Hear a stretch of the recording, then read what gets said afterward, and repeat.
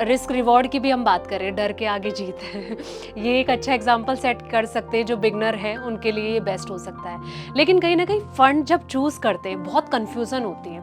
मान लो मैं new beginner हूँ, मैं निवेशक हूँ, मुझे पैसा लगाना है अपना, मुझे अच्छा फंड तैयार करना है, लेकिन मुझे ये सिलेक्ट करने में बड़ी कंफ्यूजन है कि मैं कौन सा फंड लूँ। बहुत ज़्यादा क्वेश्चन इसको लेकर रहते हैं।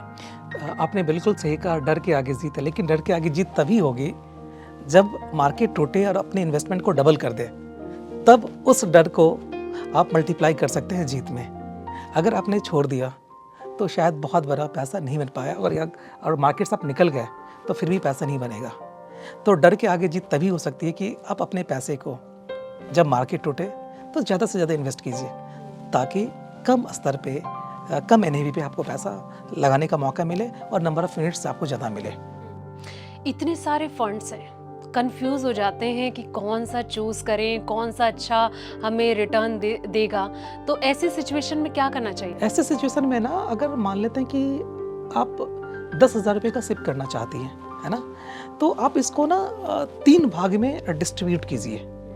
पहला 4,000 रुपये आप निफ्टी 50 में डाल दीजिए, जो हिंदुस्तान के 50 बड़ी कंपनी में लग गई। उसके बाद जो दूसरा 3,000 रुपये है उसको आप मिड कैप फंड में लगाइए, और जो तीसरा 3,000 रुपये है उसको या तो आप स्मॉल कैप में लगाइए या फ्लेक्सी कैप में लगाइए। तो इससे क्या होगा, आपका जो पोर्टफोलियो है वो बैलेंस्ड भी होगा और एग्रेसिव भी होगा। यानी मार्केट के हर लेवल का बेनिफिट आपको मिल जाएगा।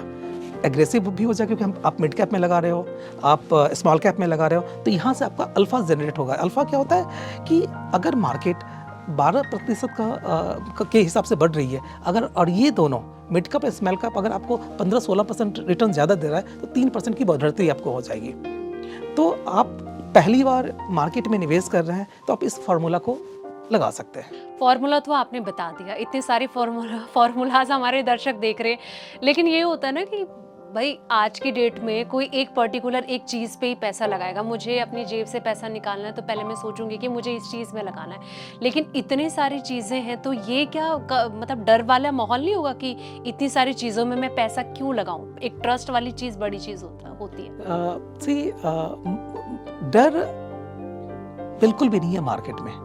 अगर आप डिसिप्लिन इन्वेस्टर हो ना, तो बिल्कुल भी डरने की ज़रूरत नहीं है। मार्केट 1978 में स्टार्ट हुआ था 100 पॉइंट से, आज भी हम 75,000 80,000 के आसपास पहुंच चुके हैं, है ना।